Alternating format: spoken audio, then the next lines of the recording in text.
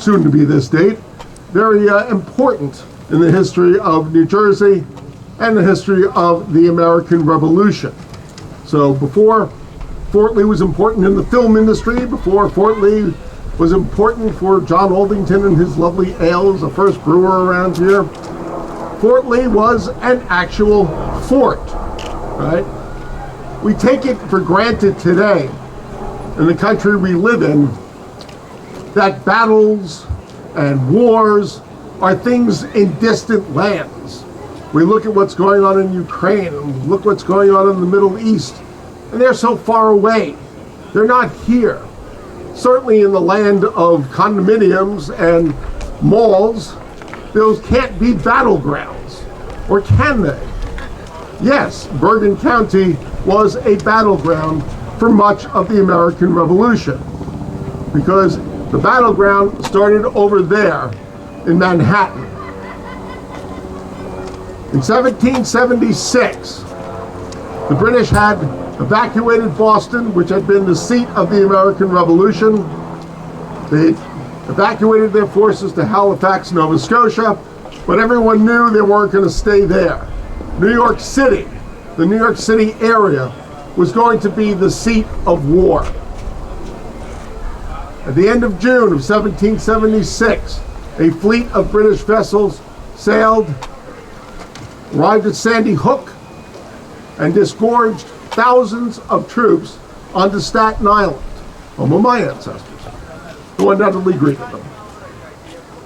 Staten Island fell without a shot being fired, but that was not going to be the case for the rest of New York. George Washington had assembled a force of about 25,000 troops to defend New York. Now keep in mind, when we talk about New York City in 1776, it's not what you see over there today, all right? Manhattan, the city of New York itself, was just the lower tip of Manhattan. That was New York. The rest up here is all farmland, right? There is no New York City up here. It's just Manhattan Island. Lower New York City. Brooklyn, that's just a bunch of villages. New York City itself is just lower Manhattan. But Washington has assembled an army on Long Island. He figures British are going to have to land somewhere. They're going to have to take Long Island first. So he's assembling an army in Brooklyn. Thousands of his best troops. August 22nd, 1776, the British moved their force, or the bulk of it, from Staten Island over to Brooklyn, thereabouts. 5 days later, they meet Washington's army in battle. In a classic flanking maneuver, they get around the unprotected flank and totally rout Washington's army. The American Revolution almost ends before it seriously begins. Remember, we're talking about less than 2 months since the Declaration of Independence. Nothing had been decided. Just because you declare independence doesn't mean everyone has to believe you or take you seriously. You have to fight for your independence. And the British weren't going to go down without a fight. Washington's army is almost providentially ferried across to Manhattan successfully in the middle of the night without the British finding out. His army and himself lived to fight another day.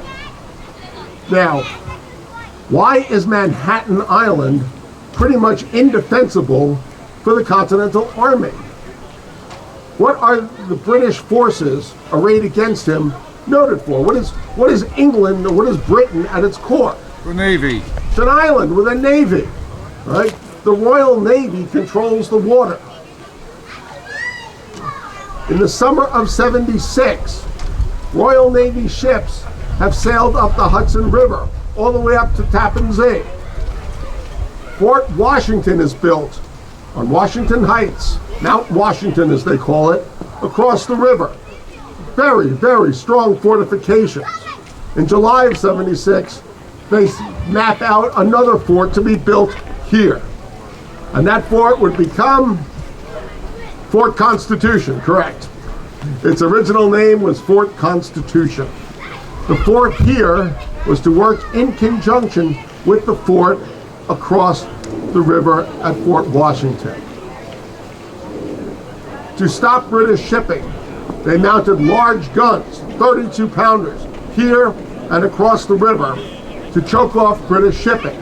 They also sunk in the Hudson River derelict ships and what they call chevaux de frise, long pointy sticks coming out of the river that they hoped would clasp the British shipping so the guns here and at Fort Washington could pound the British shipping to nothing. Did it work? No, of course not. Why not? Well, at the base of the fort here, there was a ferry, Burdett's Ferry. This land was actually owned by Mr. Burdett. He more or less donated it to the Continental Army. But his ferry had a ferryman by the name of Isaac Perkins. Isaac Perkins was a loyalist. It's a loyalist. That's an American who favors the British. Bergen County was quite famous at the time for being more pro-British than pro-George Washington. Bergen County itself would raise an entire regiment for the British service. So the ferryman down there, Mr. Perkins, saw where they sunk all the shipping, where they had the chevaux de frise, and where they didn't. Why wouldn't Washington close off the whole river? Well, they're hoping to defend it. So they need to get their own shipping through. There's a passage. Perkins sees where the passage is, informs the British. They sail through the passage unhindered. So, with unhindered control of the Hudson and the East River, very hard to defend Manhattan. There's no Continental Navy. So if the British can sail around Manhattan, Washington knows he can't defend there. So Congress is faced with a dilemma. Do we defend New York or abandon it? Politically, they had to abandon it. On September 16th, the British strike. They land at Kip's Bay from the East River. Washington's army flees. Manhattan is evacuated except for Fort Washington. The British then engage in a series of hedgehog maneuvers, Pell's Point, up into Westchester. By the middle of October, General Howe's forces leading the British are squared off against Washington at White Plains. On October 28th, the Battle of White Plains is fought, another British victory. The British have defeated Washington time and time again. Washington is now faced with a choice. He still holds the North with Fort Washington. He still holds here at Fort Lee. The British have already captured one place in New Jersey, Jersey City. Before it was called Jersey City, it was called Paulus Hook. That was a fortification. The British captured that too in September of '76. So Washington decides to divide his army. He doesn't know what the British are going to do anymore. So he's going to divide his forces. He's going to leave a big chunk of them in Westchester under Major General Charles Lee. Now Lee is a hero because of his defeat of the British in South Carolina. They consider him so much of a hero, they renamed Fort Constitution to Fort Lee. There you go. That's how we get to Fort Lee.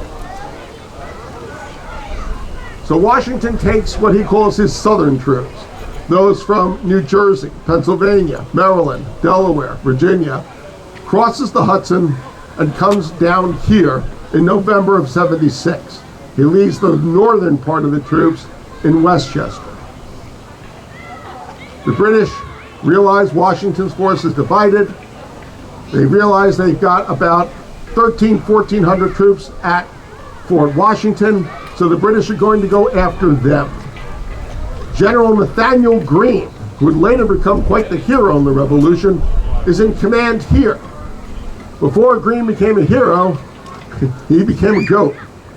He used a large part of the garrison here, over 1,400 more men, to go reinforce Fort Washington.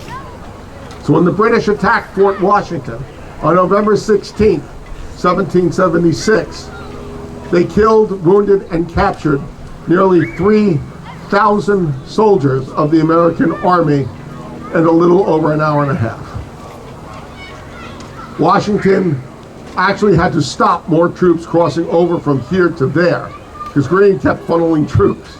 Not a good idea. At this point, Fort Lee has no purpose. Its purpose was to secure the river with Fort Washington, however unsuccessfully it had been. But now that there's no Fort Washington, there's no need for this place. So Washington starts to move some of the stores away from here. He wants to concentrate his army at New Brunswick on the Raritan. But the troops are still here. Primarily what his army consists of are 5 battalions of New Jersey troops commanded by Nathaniel Hurd, known as Hurd's Brigade. These troops are raised for 5 months service. They'll be going home soon. A lot of Washington's troops will be going home soon. They're only enlisted through the end of the year. Hurd's Brigade only through the end of November. Washington writes Congress and says, those are what we're going to do. The very next day, 5,000 British, Hessian, and Loyalist troops land about 6 miles north of here at the Lower Closter Dock, Lower Closter Landing. Mr. Nelson there is well familiar with. They are almost totally unseen. They're coming out of Spite and Dival, 2,500 of them in boats. The other 2,500 are marching on the other bank of the Hudson to what they call Phillips's house, opposite the landing point. There the boats can cross and quickly ferry them across. 5,000 troops with artillery now have to climb the palisades in the dark. They are led by 3 local loyalists who know the area, one of whom is our friend Isaac Perkins, the ferryman from here. Another is another Fort Lee resident, John Aldington, the man whose brewery was converted into a storehouse by Washington's forces for Fort Lee. How undignified. So there are 2 of the 3 loyalists guiding the British up the cliffs. I said they were almost totally unseen. Greene had a guard stationed, you're from around here, you know where I'm talking about, right about probably where Allison Park is. Allison Park is about 1.5 miles north of here, maybe not even that much. But it's opposite where Fort Washington is, an easy site of Spite and Dival. Now they're spotted there by a guy named John Clifford. You've probably heard a lot of folklore about who saw the British, who warned the British, who warned Greene that the British had landed. Some say it was a countryman from Closter who's never been known to history. Well, that's wrong. Another say it was a teenage girl by the name of Polly Wyckoff. That too is wrong. There was no one named Wyckoff. We know it was a guy named John Clifford, who was a lieutenant from Hurd's Brigade, was actually from Hunterdon County. He was there with his guard, and the members of his guard noted this after the war. Clifford got on his horse, raced down here, told General Greene the British have landed 6 miles to the north. Greene's like, wow, how unfortunate. So the drums beat, and within 10 minutes time, all of Greene's troops, anywhere between 2,500 and 3,000 men, are marching out of here. All for except about 70 to 80 drunks who they left behind. That and a house full of surgeons who also didn't get word. The British now have to go and try, and they're here to capture the fort. They really could care less about Washington's army. Think about where you are right now with Bergen County. We have the Hudson River here, but what is to the west of here? The Hackensack River. You're on a neck of land right here. Now we're used to the Hackensack with lots of bridges across it, all over the place. In the 18th century, there's not a lot of bridges, and there are none lower down then what is referred to as New Bridge. That is the crossing today between New Milford, Teaneck, and River Edge on the other side. Washington rode out here, met Greene's retreating force at Liberty Pole. Liberty Pole you can find today in Englewood, right at the Englewood-Tenafly border. Right? There's a reproduction Liberty Pole there. There's a historic sign there. Easy to find. They get there, the British aren't there yet. Washington goes, okay, do we fight them here or do we leave? He thinks about that for about 2.5 seconds, and they leave. They get across the bridge safely. The British arrive at the crossroads there at Liberty Pole, realize Washington's troops have gone. They're going to continue on to Fort Lee. So they head south. They come to Fort Lee. There's no American troops here except a bunch of drunks and a bunch of sleepy surgeons. The breakfast is still cooking on the fires. The British officers sit down, eat the food that has been prepared. The tents are still standing. All the artillery pieces are still there, except for 2 12-pounders that were hidden. The stores of food, enough to feed thousands of men for weeks, still here. He never had the chance to move most of the stuff. It was an utter catastrophe. Now, Washington's troops, true, did survive. However, when you think about, well, Washington's troops survived, they defeated the Hessians at Trenton, went on to the British, defeat the British at Princeton, all quite true. Most of those troops were not here. These are new troops raised, or the troops that had been left in Westchester, troops from the Northern Army that had come down from Albany, Ticonderoga, new troops raised in Virginia, raised in Philadelphia. A lot of the troops that were raised here, or had been serving here, Hurd's Brigade, had all gone home. The others were serving out their enlistment to the end of the year. Some of them continued on, some did not. But it was another catastrophic end to the campaign season. So, all that being said, what you're going to see members of the brigade do for you today is not exactly what happened here in 1776. If you've been paying attention, one thing I did not mention that happened here was a battle. All right? There was no 1776 Battle of Fort Lee. All right? No shots in anger were fired. That would happen the next day at New Bridge. But nothing here. So, what we will show you through the clothing, through the weapons, through the tactics, are what an 18th century small-scale action would look like. All right? Say, for instance, Washington's men here only numbered maybe, 60 guys. And the attacking British force was 50 or 60 guys. That is a representation of what you will get. Certainly we're not having 5,000 people climb the Palisades. Certainly there's no 2,500 or 3,000 guys here. You're quite smart enough to realize that. But the members of the brigade portray the different units that served, not just here, but all over America during the time of the American Revolution. The organization has been around since 1962 and has member organizations throughout the United States and other countries. If the thought of wearing layers of wool in July is of any sort of interest to you, the firing of black powder weapons, learning the history of the different regiments that took part, the campaigns they fought in, getting to attend beautiful sites such as Fort Lee here, please come up to any of the members. They'd be more than happy to talk to you about how you too can become a part of this. And keep in mind, what are we approaching? We are approaching the 250th anniversary of the American Revolution. So that is an important milestone. I've been doing this since the bicentennial, since the 1976. When they reenacted the retreat here in '76, I was a part of that. So the 250th is my last hurrah, so I will be looking forward to that. So the 275th will be for the kids.